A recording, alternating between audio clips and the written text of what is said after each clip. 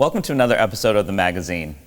Once again, we didn't have enough time in our previous episodes for our great one and only Jon Stetson, so today we get to hear more about the Mentalist and about the challenges of, or the blessings maybe, of dealing with the time during COVID. So welcome, Jon. It feels like I never left. I know, it's quick. Great. So we didn't get enough time to talk about the challenges and some of the different Zoom meetings and everything facing an entertainer during COVID. Yes, and it is. It's really fascinating. But some people actually, I think one thing we glossed over that some people might be curious about is what exactly is a mentalist. Yes. Explain that, please. Yes. Quick explanation I always was just someone who demonstrates feats of ESP, extrasensory perception, clairvoyance, telepathy. And there are some fascinating stories about all of this happening, real deal. Mm-hmm. Do I believe in real phenomena? Absolutely I do, because life's more fun that way. Einstein said 2 ways to look at life: one that everything is a miracle, and one that nothing is a miracle. I have to live in the miracle camp, mm-hmm. because it's just plain more fun, and it gives me a better, healthier place to be. Sure. And if people do subscribe to that kind of thing, I'll do a quick Facebook plug for something called the Stetson Circle. Okay. Every day we have confirmation and affirmation from a very lovely group of people, and there's no stress, there's no politics, there's nothing there. It's just a nice place for nice people, and it's called the Stetson Circle. If anybody wants to join in, if they like those kind of things to make people feel good. And some amazing pictures also on there. Oh yeah, you're on. Yeah. And if you were to call my cell phone, this is the message you'd get. You've reached Jon Stetson, and I like to feel good. Nice. So if this call is for any other reason, you have reached the wrong number. But I have been doing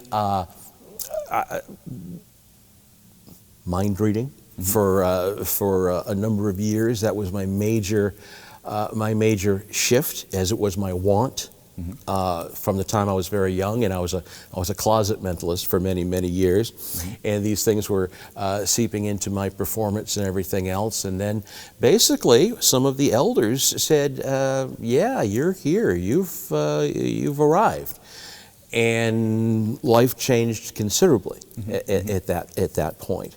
So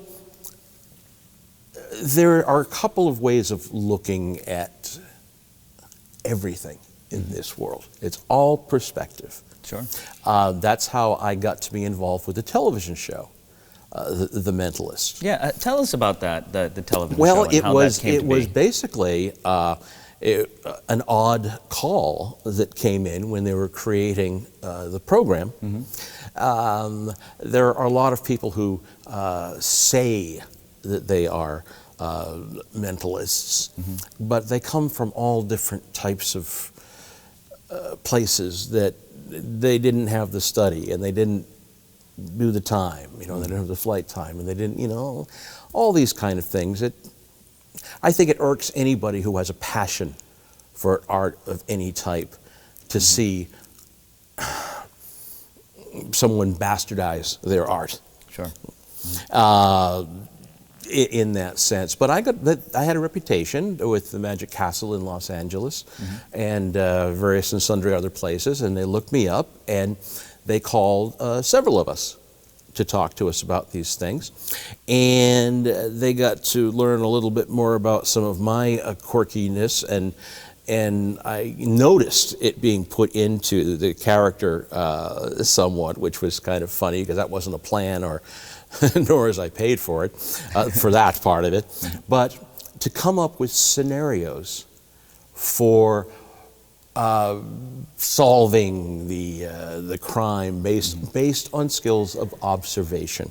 Mm-hmm. I like to say that I think being psychic, mm-hmm. let's say, being psychic is being present, okay. and paying attention to everything that goes on around you. If a person does not believe in a sixth sense, Yes. I say when our five senses work together, percolating in the moment, we're not projecting forward, that's where fear and anxiety is. We're not projecting backwards, that's where depression lives. We are right here, right now, living in the moment. Yeah, because where we are is where it's at. Right. And the thing is, if you're one of those people who listens, who watches, who pays attention, people start thinking that you are an incredible person, and they want to come to you, and because you are a good listener, and you have answers to their questions. Right. So they think and believe, and based on being present and being there, you can pick things up. Another one of my heroes, Yogi Berra. You can see a lot just by watching, you know. Right.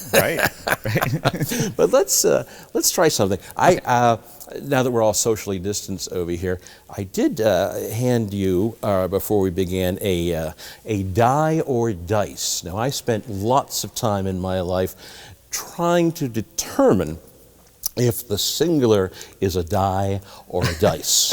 Turns out, after all that study, it's either or either. Oh, really? Okay.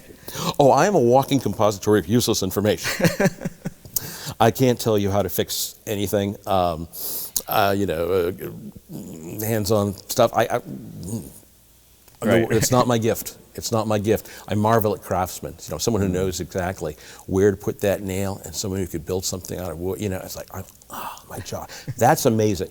That's to me. That's what I find amazing. Sure. But let's play a little game. You can just shake that around and get a little feel for it. Because people say to me, "Hey, if you're good at this intuitive jazz, well, why don't you go to Las Vegas and win a lot of money?" Yeah. I do. But what I'd like for you to do is to think of one of the 6 numbers on the die. Now, I will turn away, not the best camera angle, but I will turn away. And I'm not looking into a monitor or anything here like that. Please hold your hand out and arrange the die or dice. Either or either is correct. Make a conscious choice, and then cover your other hand on it when you're done, so I can't see if I'm looking over there and you've got it good. All right, nice. Now, you know, anytime I do this with a man of class, style, breeding, a highly intelligent individual, kind of like that Dos Equis guy, you know, the most interesting man in the world. He always goes to the number 5, and I don't know why. And that is exactly what you did, Joe, yes? That's exactly what I did. Yeah, that is exactly what you did. Now, let's do it for real. I didn't have to work on that one because let's look at you. It's just a fact. Try another.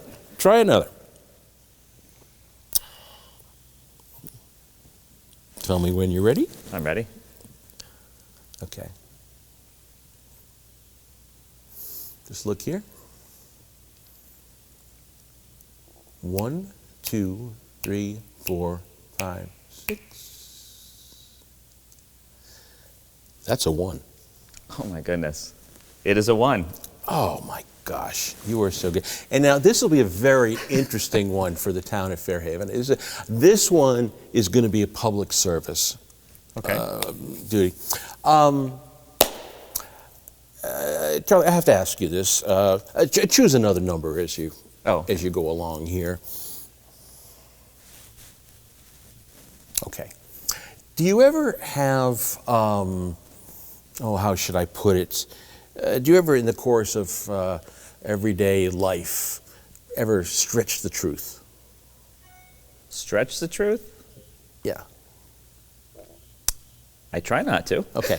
So when you tell these lies, do you think that people can tell just by looking at your face? Probably. Charlie, you're one of the most honest men I've ever met in my life, so I'm going to say definitely. So this is how we're going to play this one. Okay. I will count the numbers out loud, 1 to 6. Yep. Each number I count. Yep. Please respond by saying the word no. For each number. Okay. Yes, so you'll be telling the truth 5 times, 1 time not so much. Extreme close-up is very good on this one. Here we go. Okay. 1. No. 2. No. 3. No. 4. No. 5. No. 6. No. You're good. But you do have a tell, Charlie. and that shows me that you're at heart, you're an honest guy. I love it. Because your tell was all over that number 3. Oh my goodness. It's a 3. I trust you. I trust you. But those are the kind of things that we like to play with and have fun. Because there's nothing more interesting than people. You know, once again, before we had said, I love the magic and stuff. And you do some telepathy type of things or odd things with, let's say, the 6 of clubs. But when I'm watching you, or you're thinking of your first dog, this is real emotion, and this is stuff. And this is another reason why I question young guys carrying something as precious, because they don't recognize what is so precious and what means so much to everybody. And so a lot of my reinvention over the last 15, 20 years have been doing things in that light as well. And I'm pleased to say that we've helped a lot of people in that regard too, as well as everything else. But to go into the the Mentalist, just once again, we would come up with ideas for solving these scenarios that they would come up with, and there were a few of us who would do this. And I heard actually the guy Bruno Heller, who produced everything. I heard it for the next room and goes, "This guy Stetson's a lunatic because he believes in all this stuff." And they go, "Yeah, but he knows what we want." Right. And you can do it. And so we did it, and that was it was a great deal of fun, and it was nice, and everybody from cast and crew and everybody was just absolutely fantastic. Yes. And of course, it was my uncanny resemblance to the star of the show that that really sold the whole thing. I get, it's funny in my introduction, sometimes they say, if you've seen the TV show The Mentalist, actually we've been off the air for a while now. So this was heartbreaking. I'm working with my assistant who we're doing our virtual programs with, and changing my standard introduction that she will use. And I used to go, if you've seen the CBS hit television series The Mentalist, tonight we bring The Mentalist to you. It killed me to have to go, if you remember. Well, many people do. Yes. If you remember, if your governess allowed you to stay up late and watch this program, so that was fun. But yeah, and it's nice, and I meet people all the time who remember the show. Yes. And loved it, and it was a darn good show. It was a darn good show. It was. So that was a lot of fun. But with the COVID beast. Yeah, how can you be an entertainer during COVID? Wow. There are so many people saying so many things about it. Mm-hmm. We had a coincidental, and I really believe this is coincidental, cancellation, a series of things. I do programs with my great friend Catherine Hicklin. She was a soap opera actress. She's a hypnotist, so we do these hypnosis things together, and programs for women. Basically, one of them is called "Get Your Fire Back," and My Lady's Only Psychic Party. And she has a beautiful studio on her ranch in Las Vegas. Nice. That's run by her husband Todd Fisher, who's Debbie Reynolds' son and Carrie's sister. Oh, yes. So it's a very interesting group there, and so we've been we were finding that things were falling through before. It was like, in the animal sense, we're the stupidest creatures on earth, and animals go, tsunami, let's get the hell out of here. And we're going like, let's go to the beach. Yep. And that's why my dogs, I always say my dogs are my spiritual leaders. All I do is suggest where they pee. They spend the rest of their lives teaching me lessons on a daily basis. So in dealing with kind of like economic collapse with the business before. And it was a series of events, and that's why I say coincidental, all these things. Something's in the wind, and so a lot of us are paying attention to what's potential and what is, and saying, there's a bad juju coming our way. And did I really prepare for it? Not at all. Without getting overly morose about things. My wife is permanently disabled, and so it was she and I together for pandemic. Now, if I was still on the road doing all these things that I was doing, I would not have been able to be there constantly with her. So on a personal level, yes, yeah. And it also, I sort of went into the desert trying to figure out what to do. And I heard of people starting to do Zoom things. Now, I had done a couple of Zoom programs before with my ladies only thing. Sure. Yep. And as an odd offshoot, I learned later, hey, I was a pioneer in this because I did a lot of trade shows for companies where people would walk the floors. It's like being outside the Coliseum in biblical times. If no one's ever been to a modern day trade show and they try to get you to stop, they might as well have live chickens hanging upside down. Stop and stop and stop. So doing those shows, and I did the auto shows for a number of years. Doing those things to get people to come into the booth. But 23 years ago, a friend reminded me the other day that we did something for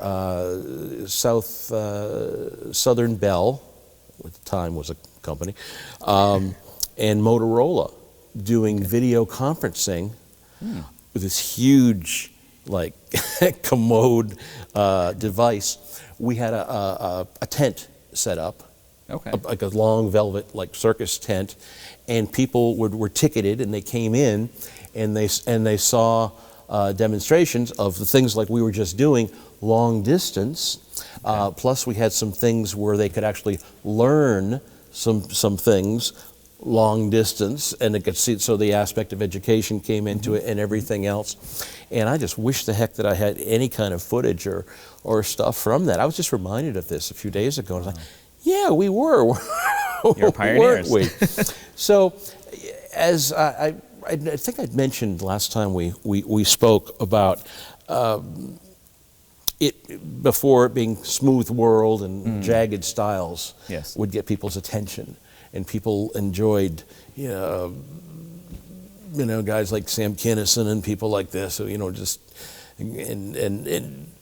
all great stuff and all heroes of mine, and I worked with so many of these guys at the clubs for many years.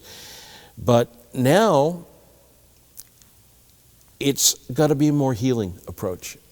We have to be smooth going against jagged rather than jagged going against smooth.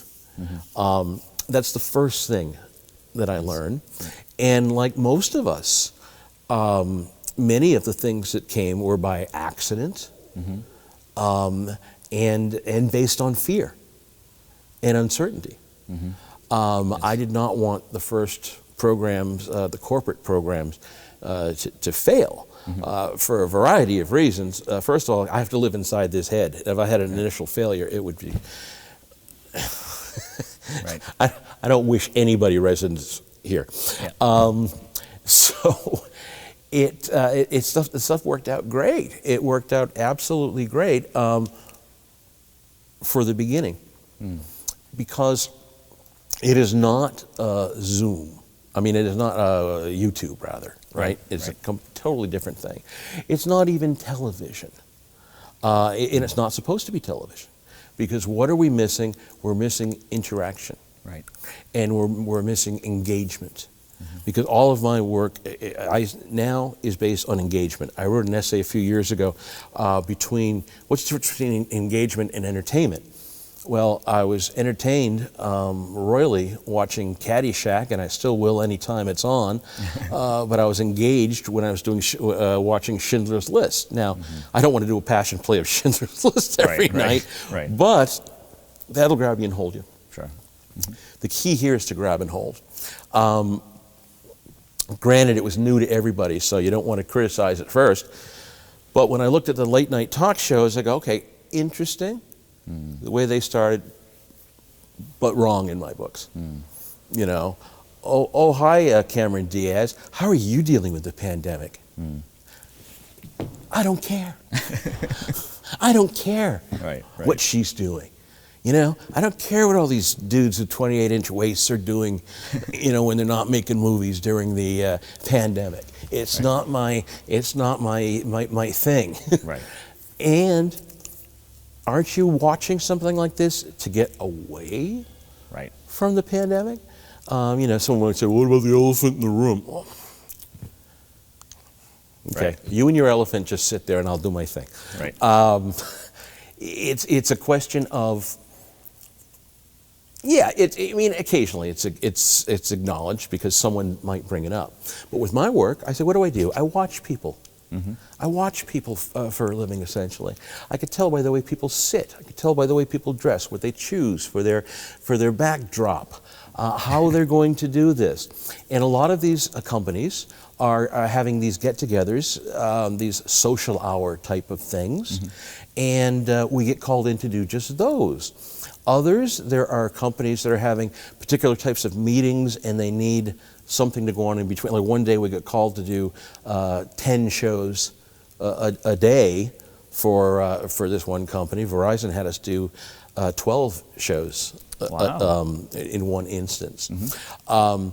So the reinvention is really there, and there are colleagues and friends of mine who have never made more money performing in their lives. Wow. And these include guys who I respect from the flight time, the road warrior guys. One young guy in particular, I know he did 64 shows in December. And so so is it possible? Absolutely, it's possible.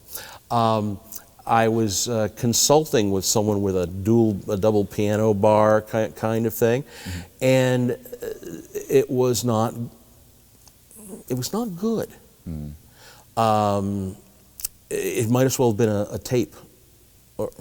Here I am, 100 years old. I ought to slip that in my 8-track and take it home with me. And that's the furthest thing. This is an experience. And you get people who say things like, oh boy, this infuriates me. Well, in a live show, hey, schmuck, this is a live show. And if it's not, what is your client paying for? Right? And I even heard someone say, you know, in a real show, this isn't real. This is a real show. This is the way it is now. So I find that there's, and I've actually been doing a little coaching with people as to how to present, because I think, as you know, I'm a big film historian as well, and everything when movies were made came by accident, and there were many great stage performers who couldn't go into the movies. And I love this movie that was made, won the Academy Award. The actor came out about 10 years ago, because it was a silent movie, and he was making a silent movie in a silent movie, and you saw him acting in that style, and he had to set the scene 4 or 5 times, and as much as I've loved that stuff, and as much as I know about that stuff, watching it in that regard, I learned things that I didn't know about all of my reading and studying and all of this. And then when it came to talking films, of course, there were people who could not make the transition to that.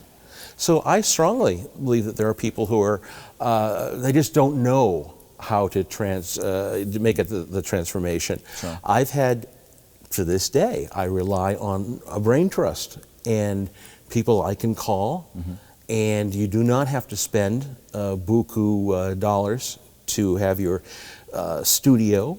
And even now, with my wife being at home, I do some live appearances at Comics Comedy Club. I've done one once or twice a month since they reopened. Okay. All compliant. I just want to make sure I didn't lose anything off my fastball while in hibernation.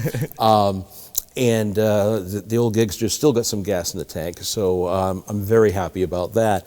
But learning how to do this every day is a challenge. Some groups are for 12 people. Some are for, yesterday we had 160. When I leave here today, I'm going, and it's, I think, 15 people. The money's the same.